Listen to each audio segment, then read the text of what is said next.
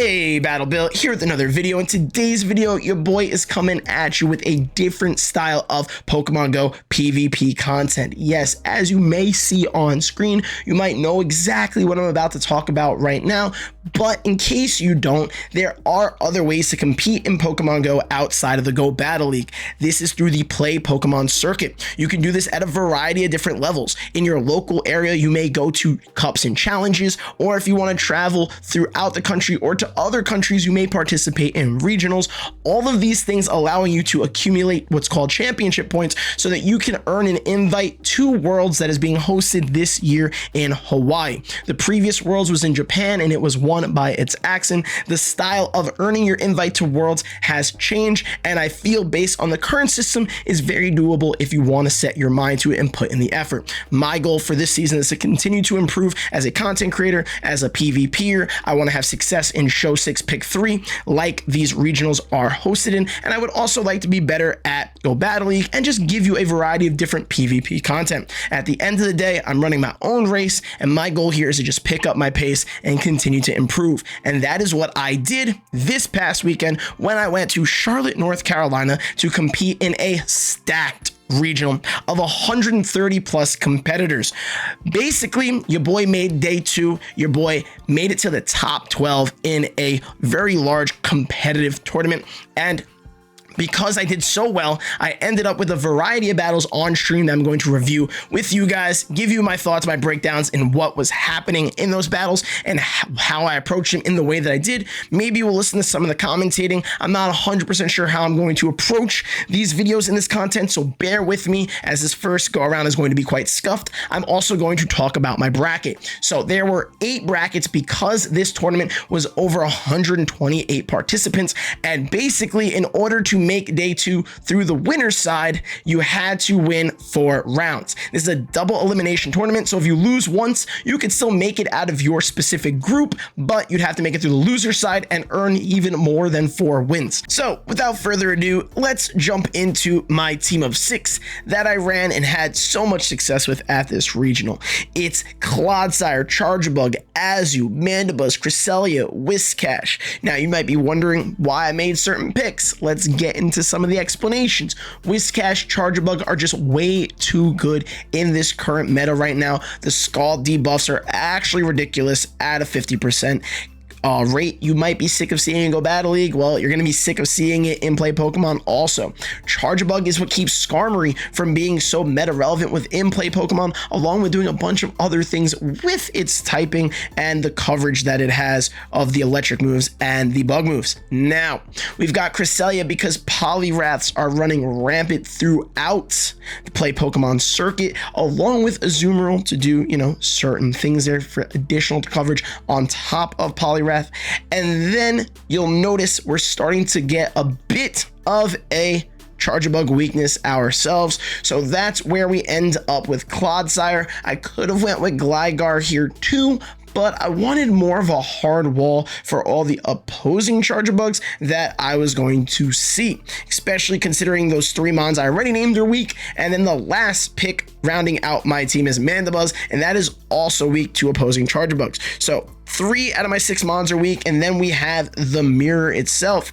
So we know going into a lot of battles, people are going to want to run Chargebug and feel like it could be a bit of a safe pick. One other thing that we're quite weak to, which is the main reason why we're running Mandibuzz, is opposing Lickitungs. The amount of times I ended up in a lead matchup with my Mandibuzz on opposing Lickitung because people are going to these tournaments and they're hoping to play safe and find success with that safe play. They will lead their safe swap in a Pokemon they feel like will have good matchups no matter what. Well, that's why Mandibuzz is there. Mandibuzz is not a good matchup for Lickitung, and the amount of leads I was able to win on my little 3-game win streak before the first match I had on stream had a lot to do with Mandibuzz winning leads for me. Clodsire is also not running the standard moveset because in some scrim matches, I found out my team comp does have a bit of a struggle against Frostlass. So we're running Stone Edge. Not that that necessarily makes Clodsire versus Frostlass a win, but it gives some additional coverage in the right scenarios. Outside of that, Cresselia, Chargebug, Azu, and Whiscash are all running the standard movesets. So is Mandibuzz, and this was a team that I was having a bunch of success with. It feels fairly fairly balanced based on the current meta. I didn't run into anything I feel that was like, oh, my entire team of 6 is being core broken by this. So lots of good coverage, lots of solid bulk. I really enjoyed Cresselia for that reason too. You got to be very careful. Charge Bug and Whiscash are very like average bulk mons, so it's good in these long matchups and these long matches that you're going to play to have some extra bulky mons along the way, which is why I also rounded out the team with mons like Cresselia, Mandibuzz, Azu, Clodsire, things along those lines. So the first 3 matches I can't really talk too much about. Just know the first match I won because I was going up against an opponent with Shadow Dragonite. They did not bring Shadow Dragonite in the first match, but Shadow Dragonite is insanely underrated in just Open Great League meta in general. And they brought it the second game. The Shadow Dragonite cooked me up, so I had to make a call for some RPS that they would go and run the same team again in game 3 to try to safely squeak out a win. So I ended up leading Charger Bug in that third game, which plays a close enough matchup to Dragonite if you want to commit shields, which I decided to and they didn't. And then after that, I was able to RPS their backline, even though I was at a shield disadvantage. I think I lined my Clodsire up with their own Charger Bug, so that matchup right there is GG's. I forget what the other one was, but I was in a very safe spot in that game number 3, and I was able to win it out. The second round, my opponent decided to bring a bit of a spice team, which I can't show you because I don't remember off the top of my head, but I remember it being very weak to Whiscash, Azu, Charger Bug, even Clodsire. I think they were weak to a lot of things I had, which made for a relatively easy sweep. Getting into the third match, this was one of the opponents I'm pretty sure was leading Lickitung quite a bit, or at least one time through, because only 3 matches, and I was able to catch him with the Mandibuzz lead in either one or both of those wins. And then also a little bit came down to the Whiscash matchups, the Charger Bug mirrors, things like that, winning CMP, getting RNG on your side with Scald debuffs. And then that brings us to round number 4, aka winners finals. Win this match and make it to day 2. Lose this match, you gotta win your next round or you're out of the tournament. So without further ado, let's get into some gameplay. I'm actually going to take the sound off for now. I'm not sure how long I'm gonna play this out. Maybe we'll listen to the commentating and the casting. The GOAT YouTuber Home Slice Henry along with Alpha Phoebe were both commentating and casting this match. So honestly, they do it fantastic justice. It won't hurt to necessarily listen to it, but I'm going to give you some pre-match thoughts. Basically, what my belief was, as this video is like very laggy, was that my opponent here is going to lead either Shadow Gligar or Dugong. And I know this player's play style through GBL, even through Show 6 Pick 3. Not everybody plays the exact same way in both of those types of formats, but this player typically does. He goes for a lot of RPS matches to try to win lead and then hard counter back line, whether it means giving up an extra shield just to get that lead one. He will commit to it because the alignment is just so important in the way that he decides to play. So I end up getting very surprised by what he ends up deciding to lead. And let's jump into that, because I built the team with the Charger Bug lead, and I made sure my backline covered the Gligar weakness that Charger Bug has. And then I was like, if he leads Dugong, then I'm in a good spot. Well, he ended up leading Skarmory, so I was feeling amazing at this point. And I'm just like, well, hopefully I can just hard counter him. He safe swaps Whiscash against Cresselia, and this is another reason why Cresselia is on the team. Grass Knot, Future Sight's great coverage and stab. Grass Knot, big super effective damage against this mud boy that everybody's running. One other thing you have to be careful of is this matchup is not so super like RPS guaranteed win by Cresselia. That first Scald not getting the debuff is huge. If he does get the debuff, this ends up being a much saucier matchup that we're not the biggest fan of, because as you can see, the Grass Knot does not one-shot, and Grass Knot would not one-shot obviously if I was debuffed. So he gets off another Scald because he let the first Grass Knot through. Didn't care to try to play this out and maybe get alignment. He also couldn't catch a break in terms of debuffs there, going 0 for 2. Super unfortunate for him, but I'm not going to complain. His Skarmory comes back in, and you may think, well, Skarmory hard walls your Cresselia.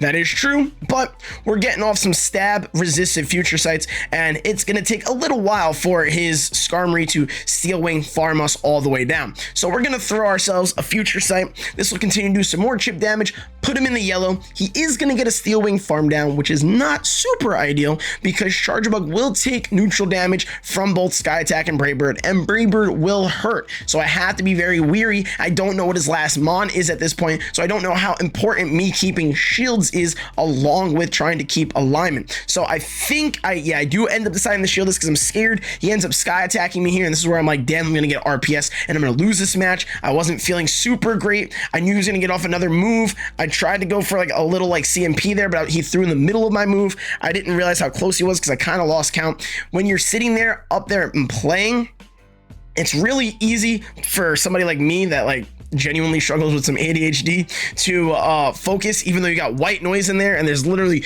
no possible distractions. I will sit there focusing on the match, and I will just continue to have like side thoughts, and I'm like, bro, what am I thinking about? Focus on the match. I need to know where his counts at. I'll lose track of counts. It's the worst. I'm sitting there in dead silence. There's no reason why I should be as distracted as I am, but regardless, that's why I almost went to throw the X scissor there, not realizing he was going to get to a move, even though I figured he was kind of close. Now, here I'm at a shield disadvantage. I also could use the Scald debuff, so I have to go for, you know, the Hail Mary. Not really the Hail Mary. I'm in a good spot. It's not really a Hail Mary, but I wanted to go for basically just like landing the big move or getting the debuff because I could be a little screwed if I don't get that debuff. He decided not to commit a shield, and this match is essentially GG's from the fact that he didn't shield the Scald and he also got debuffed. We go for the Mud Shot down. This is nothing but wraps. He's given up at this point. I'm going to Mud Shot farm all the way down, and this is going to be GG's for match number 1. So yeah, basically I threw Scald there because I wanted debuff. If I just go straight Mud Bomb, it could get a little saucy with the X scissors and a shield advantage. So even though Scald is a little bit more energy, it was the right play to make in that situation. Plus Mud Bomb would do less damage. Now getting into game number 2 here. A lot of players in this community, it's probably like the worst kept secret at this point, especially now that I know about it and I don't shut the hell up about it, but a lot of top tier players, after they lose with the team, will try to make you overthink your own strat that won the match, and they'll just run the same team back, and then you'll change your team expecting them to change, and then you're getting cooked because you swapped into something that's weak to the original team. So I was fully expecting that, and here we go in match number 2. Charge Bug back on Skarmory. He safe swaps Charge Bug. As you can see, he's already frustrated. His little clever strat that's not so clever is not paying dividends for him here. But Whiscash still has to be a little cautious in this matchup because Charge Bug with a little bit of an energy advantage can flip switch. So I'm going for the Scalds. I'm hoping to get the debuffs. I also zoned out here. I should have shielded the first X scissor because in case I did get the debuff, that's the X scissor to shield, not the ones that follow a potential Scald debuff. So that was also like, again, me just losing focus in the middle of like the most easy thing to concentrate into the matchup or situation. And now I'm going for another Scald here, expecting him to not want to get the shield, and I don't know if a Mud Bomb's gonna take out, so I'm not trying to take a chance on him getting off another move and then me being low. I also have a good chunk of energy, so he comes in with the Altaria, which is a little bit different. So he did change his team up in game 3 a bit, but not enough considering the alignment he ends up having. I'm going to spam Scalds. I'm getting debuffs in the right circumstance. I have my Charge Book still lined up with his Skarmory, and now I'm going to have my Cresselia, which has plenty of bulk, lined up with his Altaria. I'll be able to comfortably come in with Cresselia after this Altaria takes out my Whiscash, and because he's debuffed, he's probably gonna want to swap out before dumping any of his energy. So I go in with Crest, expecting the switch. He farms up to 100. There goes the switch. We go back into Charge Bug, and now at this point, I need to throw like right away. You cannot go for the Volt Switch farm down here because of the fact that it's just gonna take too long. He will get off the moves. I only have 1 shield, so 2 moves will definitely take me out if he Steel Wings and builds up to 2 Brave Birds, and I need to force some shields out of him for that end game scenario with Cresselia lining up with his Altaria, especially with all the energy it has. I'm expecting him to Brave Bird here, which is exactly what he does. I don't mind, well, I have to kind of commit the shield here because obviously I need Charge About to take out the Skarmory. I might have been able to X Scissor, but I was trying to play it as safe as I possibly could. He decides to shield this, and then I think, oh no, I just missed it. He gets a Brave Bird off, and I'm not like in the 100% ideal situation. I could have done like back-to-back X Scissors that might have taken out because of the debuff, but because he's energy dry after this, and honestly, I didn't even realize how energy dry he was because he threw a Brave Bird and then did another few Steel Wings before throwing his next one. I throw the Grass Knot right away. He's double debuffed. I didn't want his switch timer to run out, and I didn't want his switch timer to run out so that he could then try to catch that Grass Knot on the Altaria, because then the Skarmory stays alive, clears a debuff. I could be in a really bad spot. So I needed to get off that move right away. Here, I think he makes a bit of a misplay because he's like just insanely frustrated, because I'm highly confident he should have just gotten off 2 Moonblasts. So I don't really know what his thought process was here, unless I'm hallucinating and 2 Sky Attacks does the same amount of damage as 2 Moonblasts.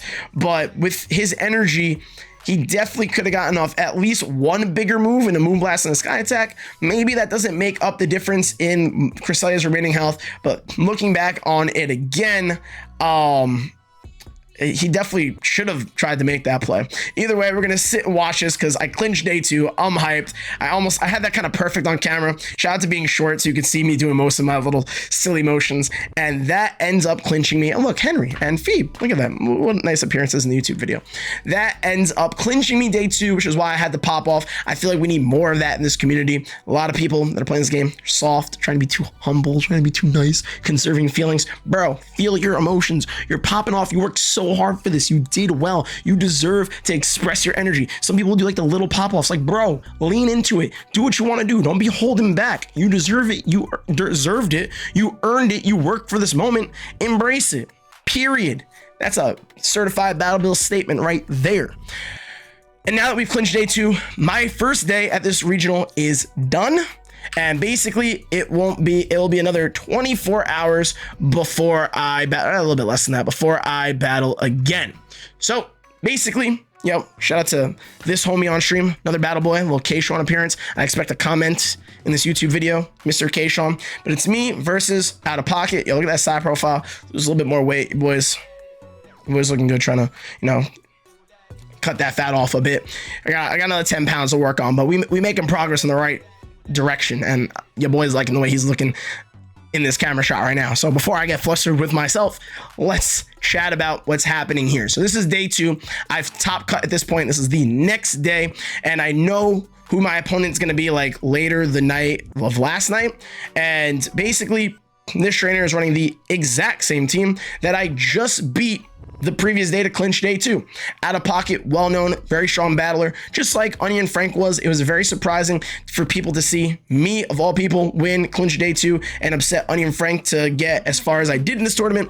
But I had to be cautious getting into this next battle, even though I ended up beating this team of 6 the previous day. That did not mean that I was going to, find that same success. Out of Pocket, completely different trainer, plays a completely different way, and he was definitely not going to make the same mistakes that Frank made by leading Skarmory into, as you can see, look at all those accomplishments from him. He wasn't going to make the same mistakes that Frank made by leading Skarmory into a Charge-a-Bug. So instead, we lead Charge-a-Bug into Charge-a-Bug. I was like, part of me was thinking to myself, maybe he will do exactly what Frank did just for the memes and like just to catch me off guard extremely. So I was like, screw it. I'm going to go into this match with my exact same game plan that I had against Frank's team, and I'm going to see how he decides to adjust. And here you can see him adjusting by running completely different mons actually, or for the most part. He's bringing the Dugong, which Frank never brought. He's bringing Charge-a-Bug Whiscash. I don't remember. Hold on, because Frank brought Skarmory and Altaria. Did Frank ever bring the Gligar? I don't know. I just watched it. You think I'd remember? Point is, he definitely brought some different mods here, particularly that Dugong, which I really needed to get kind of lined up with my Charger Bug. Crest also has play against it. The last thing I want is for it to be on my Whiscash. So we're basically playing very similar teams here. And honestly, based on the alignments, I should be in a technical good spot. I've got Charger Bug on Charger Bug, which should cancel each other out. Whiscash on Whiscash, which should cancel each other out. And then he's got Dewgong that should line up my Crest. But I didn't know what he had in the back, obviously, because, you know, that would be cheating. Duh. And also, that's the entire point of battling, is you don't know what your opponent's bringing. You're supposed to be trying to analyze and figure that out. So I saw that I was losing CMP with my Charger Bug against his Charger Bug, so I knew that match was lost. I was like, let me try and save some of my Charger Bug's energy and health, catch on my Whiscash, and see what he ends up bringing in to counter that, and it ends up being Dewgong. Now, I should also be in a decent spot here because of the fact that my Crest is now lined up with his Whiscash, which should look even better considering the fact that, you know, my Charger Bug should have more energy than his Charger Bug. The problem is, based on this matchup here, Dewgong is going to be able to get the alignment that I already gave up by swapping, and that will allow him to put the Charger Bug with its remaining health on my Cresselia. I make a huge misplay. Even though I catch, I completely forget that I catch. A lot of this match, like, just... it's going in slow motion and it's going fast. It's so hard to, like, keep track of everything that's going on in terms of just like energy, moves, timing. And that's why you'll see a lot of players when they're on stage writing that stuff down, because if your boy actually, you know, maybe that's my improvement that I do for the next regional, is I actually take it serious enough where I'm writing stuff. So I always felt like that was kind of nerdy, kind of cringe, but like, I'm trying to win, so I don't care. And I already sat up there and completely forgot where his Charger Bug was at energy wise, and that's what's going to end up costing me in this match. So I'm able to basically put my Crest onto his Whiscash. His Charger Bug does not have a lot of health, so it should be take outable, that's not a word, with like Grass Knots, but I have to be very careful because I don't remember what cycle he's on energy wise, and I need to catch an X Scissor. I have a shield for the first one, and basically if I catch the X Scissor, I win this match. I just didn't know what cycle he was on. I thought he was on the 2 cycle. Turns out he was on the 3 cycle. So I'm going to get off this Grass Knot. He's going to shields, and we'll watch the shield go through right here. And then basically he does another one of these, and then I sit here to try and wait a turn, even though that's happened really fast. I swore I waited a turn there, but I was just wrong about where he was at. I eat the X Scissor. He gets additional energy to farm down my Whiscash, and this is basically GG's. What I could have also done was maybe ate this X Scissor and got off a Grass Knot onto the Charger Bug with some additional energy. I had to catch a move. I either had to catch his Charger Bug's move or potentially his Whiscash's move. And I'm curious now to see, as we do a little replay, what his Whiscash swapped out with energy wise. He swapped out with a Mud Bomb, so I would have had to like recognize that. And again, I should probably just be taking notes as we're going through these matches to keep track of where energy's at. This match is over. I don't need to watch this all the way through. I'm down 0-1, and I'm hoping to essentially bounce back in the next match. And I forget what my pivot was. I felt good about my team, even though I lost, because the loss was on basically a misplay by me. So if I just had less of a skill issue, I could have potentially pulled out a win and been in a completely different circumstance. So I'm like, let's run that back, but let's change the lead. And it's like I'm making smart calls, because as we get into game number 2 here, you'll notice we're literally... oh my God, how long is this in between? You'll notice we're literally running the mirror and almost the exact same teams. He dropped his Charger Bug for an Altaria. And now we get to play everybody's favorite RNG minigame, who gets the debuff? He didn't, so off to a good start in this match. Will I get the debuff? Yeah, so I'm looking good here. This should be going in my favor regardless of whatever the potential back lines are. Charger Bug can play Altaria close enough, and Crest does well against Dewgong. So again, things are not looking bad for me. He ends up finally getting a debuff here, but I'm at enough of an advantage where I should be able to win lead and determine alignment. I throw another Scald after getting debuffed. This gets him down into the red. I get another debuff there, and then he makes an interesting play because as I'm counting and hoping I can mud shot him down, he gets to 2 mud bombs, but he decides to throw the Scald, and I don't think he dies after this, or did he die, which is why he didn't throw. No, he didn't die, so he could have gotten off both mud bombs. I don't know if he didn't realize that. He did tell me after he wanted me to like decide alignment. I forgot exactly how he explained it. But basically, once I saw his Altaria come in, I'm like, I'm not saving my Whiscash. I'd rather save all that energy for whatever you have in the back. So again, not in a bad spot. I'm figuring there's Dugong in the back because I pivoted into Charjabug and he's staying in with the Altaria. So I just need to like be weary of energy and get off the proper damage. I decided to shield this. I was a little surprised by the Moonblast, but I think he threw it because I was at a shield disadvantage. Sky Attack doesn't take out, so he was probably assuming that like I wasn't going to shield and he needed 1 move to take out, so I didn't get off another charge move. So, you know, good play by him. I just was like, oh, this feels even better now. The Altaria is almost dead. He ends up getting the Sky Attack off here, and I'm like, okay, Crest can come in, farm down, and ideally I will be able to beat whatever his last mon is in hopes that it's Dugong and not Charjabug. It ends up being Dugong. I am at an extreme shield disadvantage, but here is where I screw up. This match was still super winnable regardless of the fact that he had 2 shields. I throw the first Grass Knot.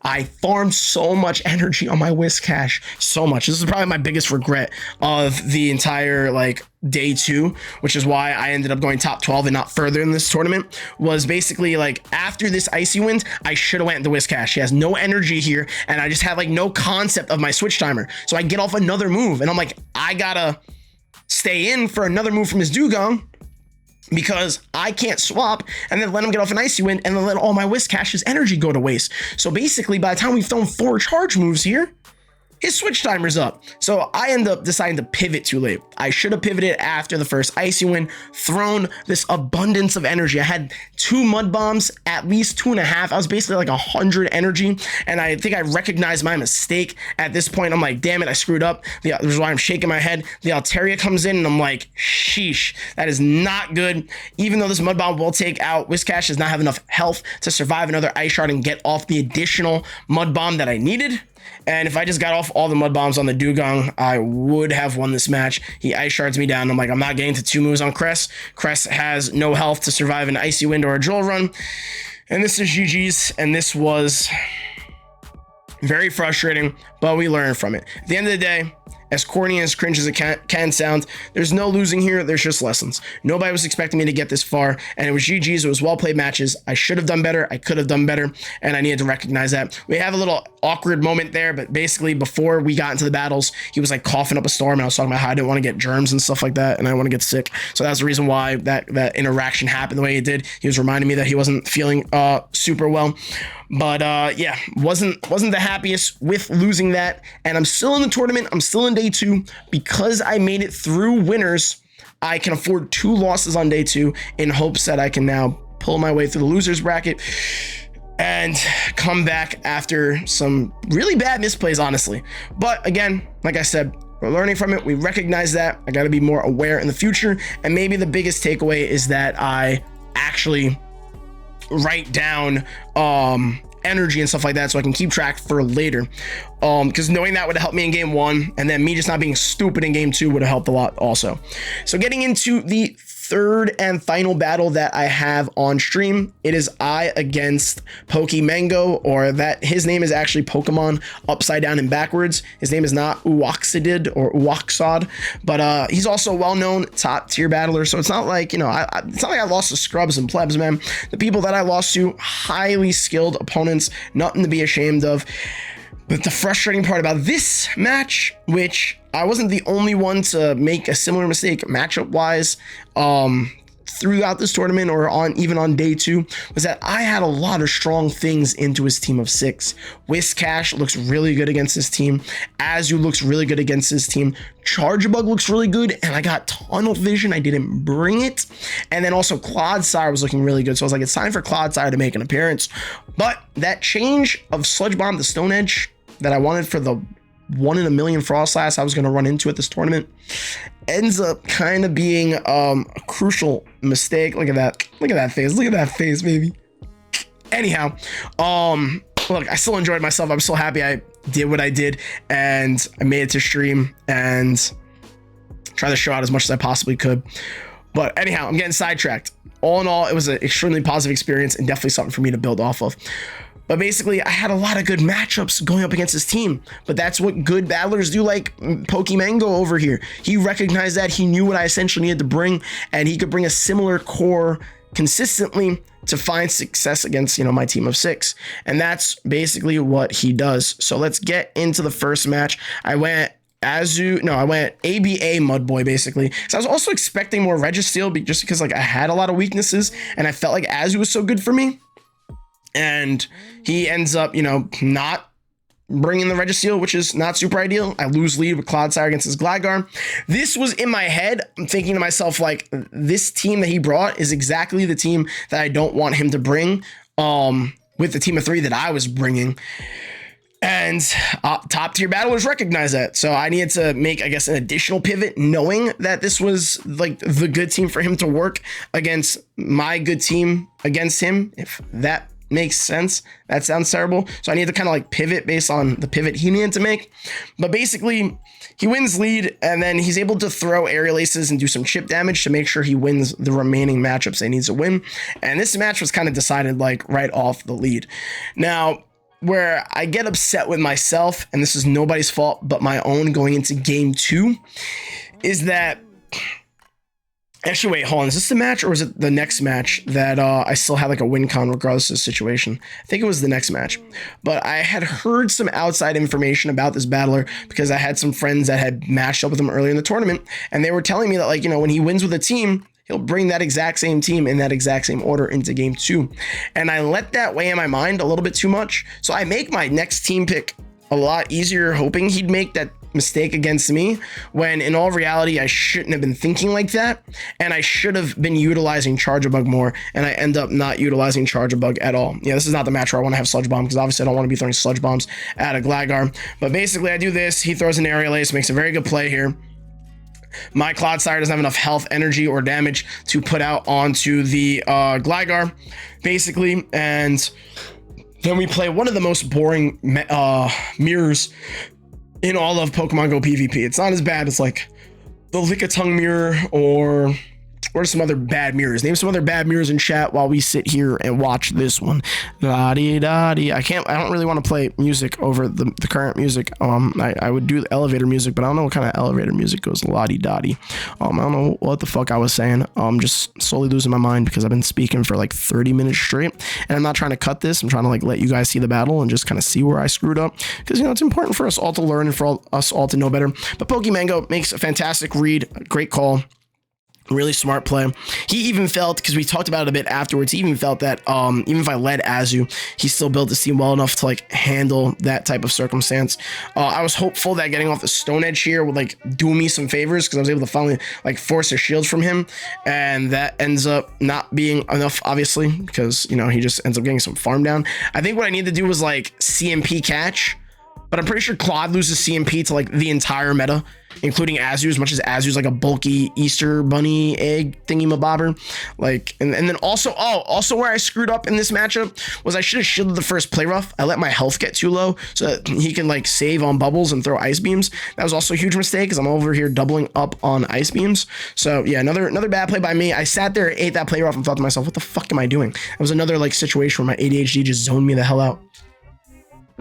Very frustrated myself at this point. I'm like, damn, the kicker, the cherry on top for like how bad this loss ends up being is, it's amazing I go top 12, but if I win this match up against Pokemango here, I go top 8, and top 8 is the first placing for cash prize, and I missed out on $750 by not going in top 8. And if anybody would like to like, comment, and subscribe on this video and watch it through a bunch and like sit through the ads that might get placed, it would be greatly appreciated to recoup my skill issue. Thanks in advance. I'm trying to go to more regionals. Oh, also out of you need 500 championship points to make worlds. Your boy's at 127.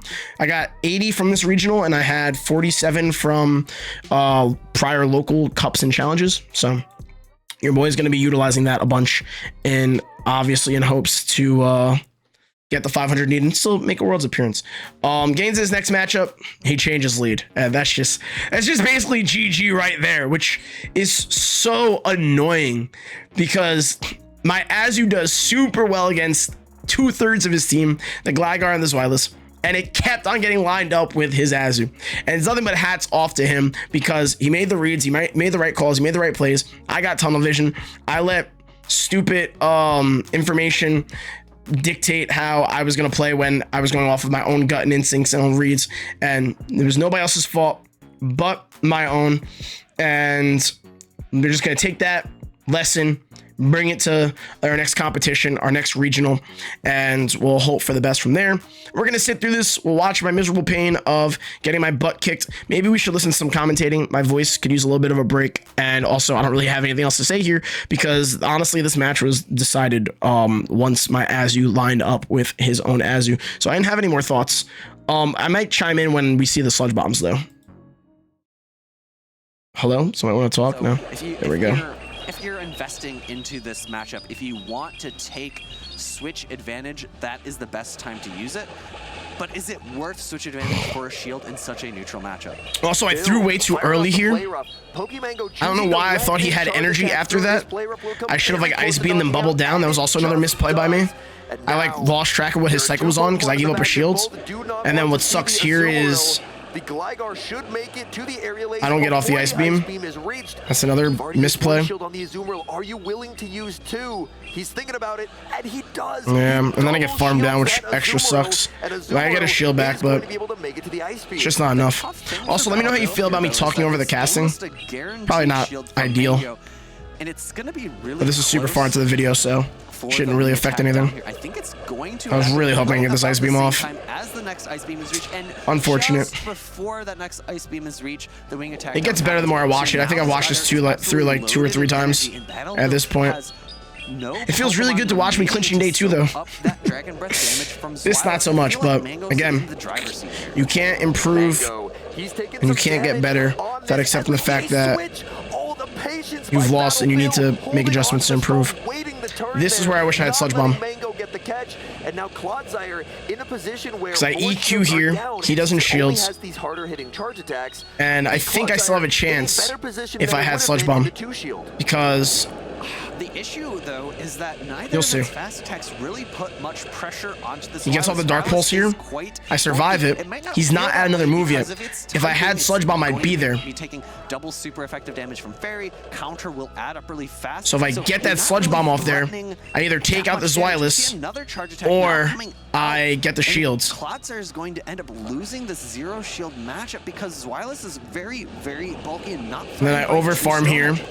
And the Dragon Breath damage so let's see how much energy his Gligar have. Let's say he doesn't commit to his Zweilous. Confident in letting the Zweilous go. The Gligar comes in. There is 0 fast move pressure available for Bill. Oh, I had the move anyway. It doesn't matter. There have been no debuffs applied here. The Whiscash holding on for dear life as the dig connects. The dig picks up the knockout, and Pokemango with the 2-0 victory stays alive in the tournament. And on the back of love you, Henry. Signature Zweilous. It's not what I want to hear right now. I should just go back and listen to the repeated recording of me clinching day 2. But yeah, just some misreads, misplays, bad judgments by me. It happens. It's sometimes how the cookie crumbles. I recognize where my mistakes were at the very least. The important thing I think is for me again in the pocket match to write down energy, maybe bring a paper and get used to doing that. And then in game 2, don't get tunnel vision. I got too much tunnel vision there, and it ended up costing me. So that is my top 12 run. I ended up getting eliminated. I got tied for technically 9th place. I call it top 12 though, because I'm tied with like 2 or 3 other trainers that make it really like 12th out of top 12, because, you know, included all of us and then above. But you get cards and packs for top 12, which is cool. But you know what would have been cooler? $750. Anyhow, let's look at them. They're laughing at me. They okay, at least they stopped laughing at me. So yeah, that's the run there. We can look at the remainder of the bracket. This was day 1, the group stage. We can look at the final stage here. Lyle Jeffs was able to clinch, sweep through, didn't take a single loss in his run for the Charlotte Regional Championships. And some of you in the YouTube audience, you YouTube frogs, or maybe Twitch chatters that are over here supporting the Battle Bill YouTube as it continues to be dead and I try to put out content. That's so weird. Why does it say Teddy is 5-1? I'm very confused by that. But anyhow, K-Sean with the top 2 finish. Also, Battle Boy, Battle Bill viewer, subscriber, content supporter. If you ask him, and it was shown in interviews, I was the only person he scrimmed with. So, you know, scrim with Battle Bill gets you top 2 in a regional. Don't ask me why I couldn't get top 2 in a regional. Oh, I know why. Because I can't scrim with myself. But anyhow, that's it. That's a wrap. That was the Charlotte Regionals. Let me know what you thought of the recap. Hopefully I did a good job. I feel like I had good energy in the beginning of this video. And then I might have gotten a little monotonous as I was explaining and going further. Let me not ramble and bill explain too much more. Hopefully you guys enjoyed this content, and hopefully this is something I will be able to build off of, continue to find more success. Like I said, not losses, just lessons. My plan is to ideally go to Indiana for a regional. I'm definitely going to LA for another regional. Maybe NOLA. It's definitely 2 out of those 3. NOLA's NAIC. If I come across a random lump sum of money, or if anybody would like to support my ventures, then all 3 could be possible. But you know, the whole teaching career / living on my own / I mean, I do make a little bit extra money with, you know, the YouTube and Twitch content, but it's hard to then also afford traveling. I was trying to do a lot of video game sponsorships, and I was kicking butt with those for a few months, and then they just stopped offering me sponsorships. Somebody sponsor me, please. But anyhow, any just support of the content is greatly appreciated, and I have every intention of going to all of my local challenges and cups as much as possible. You can queue up to like 6 cups and 6 challenges total worth of points to earn up to like 390 points maximum out of your finishes at your basic local tournaments, which means regionals, you only need 110 points, and this top 12 finish did earn me 80 of those points. So if I can go to 2 more regionals, surely I can scrape and scavenge and scrounge and collect. I don't know what I'm trying to look for there. Maybe one of you knows and can tell me in the comment section. Yo, who made it to this far in the video? Who made it all the way to the end? I need like a special code word in the comment section if you made it to the end. Say K-Sean is the GOAT if you made it to the end of this video, because it's facts. I love K-Sean to death. I tease him, but honestly, I got to meet him in Charlotte. Super amazing dude. A genuine friendship that I hope that, you know, continues to flourish with time. I don't want to, I'm bill explaining and rambling too much, so I'm gonna calm my glazing down on my love for K-Sean now. But if you made it this far in the video, please put that in the comment section so I know how many real Battle Bill viewers I got out there. And please keep rooting for me to get better at these challenges and better at Go Battle League and finish better, period, and just become a more successful PvPer and all that jazz. Anyhow, love you so much for watching this. Thank you as always. Don't forget to like, comment, subscribe, and I'll see you whenever the heck the next video is. Preach!